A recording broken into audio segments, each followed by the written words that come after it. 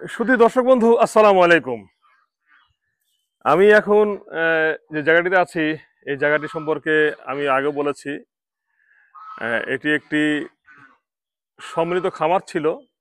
ঠিক এক সপ্তাহ আগেও এখানে 16টি গাভী গরু ছিল, এবং কোনো এক সময় এখানে বছর দুয়েক আগে প্রায় 70টা মতো ছাগল, যেটা ব্ল্যাক বেঙ্গল ছাগল।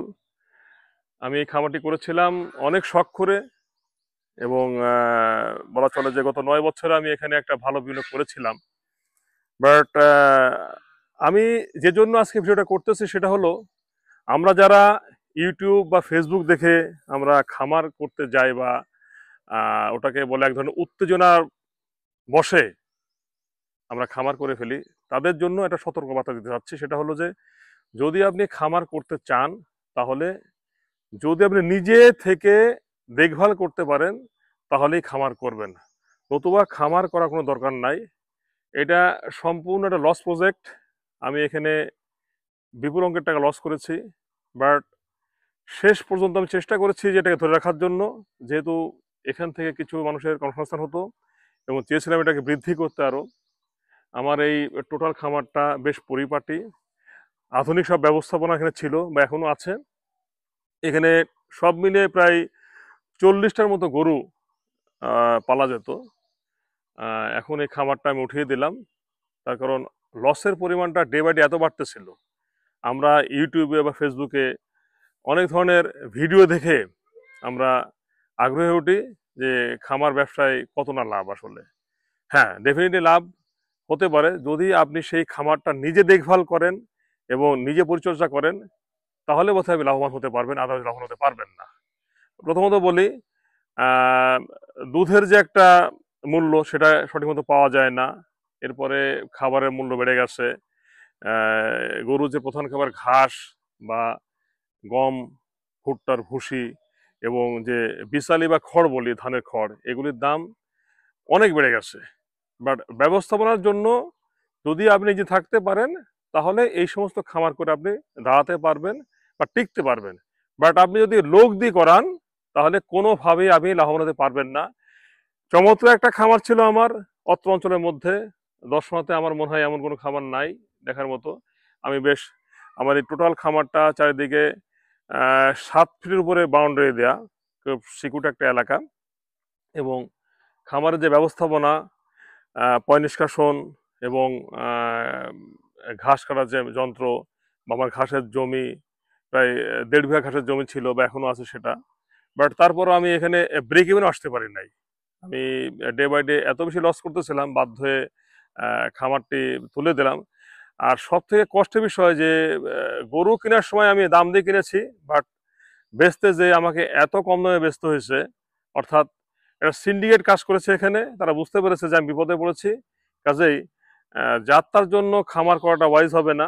আপনারা যারা খামার করবেন, 2-10টা খামার ভিজিট করবেন, দেখে শুনে বুঝে। এবং প্রধান শর্ত হলো যে আপনি নিজে থাকতে পারবেন।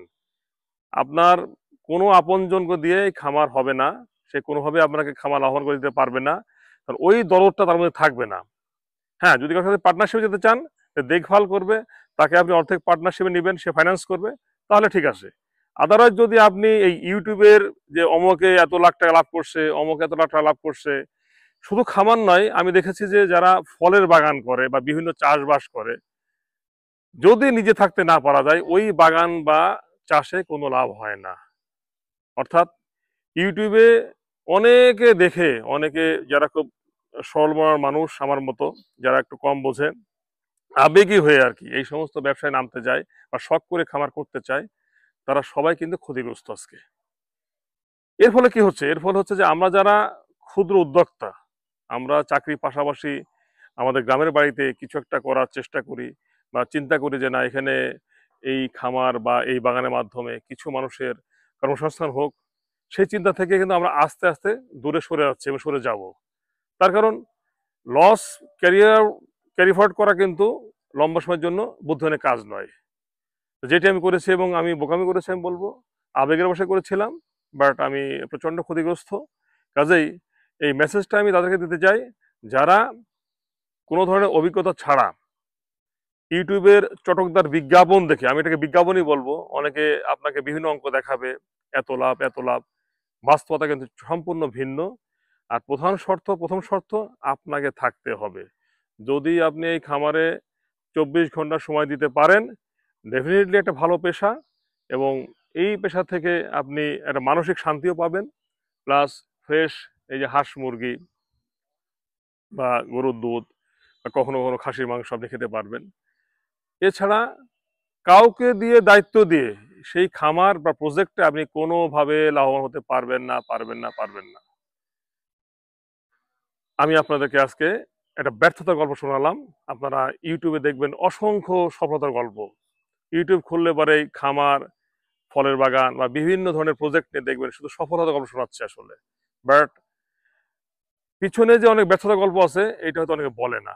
বা আমি জাস্ট বলার উদ্দেশ্য একটাই, যে আমি সতর্ক করলাম আপনাদেরকে যে আপনারা যারা খামার করবেন, ভেবে চিন্তে দেখে শুনে 8-10টা খামার পরিদর্শন করবেন, করার পরে নিজে দেখভাল করতে পারেন এটা এনশিওর করে, এবং ভালো জাতের গাভী বা ছাগল, এখানে অনেক প্রতারণা আছে।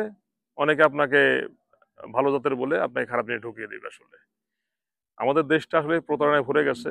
আমাদের লক্ষ্য উদ্দেশ্য থাকে আমরা নামমাত্র মুসলমান, কিভাবে কাকে ঠকাবো ওই নামাজ পড়েই আমরা চিন্তা ফিকির করি। আসলে আমাদের ইমান আকীদাতে কোনো ডেভেলপমেন্ট নাই অ্যাকচুয়ালি।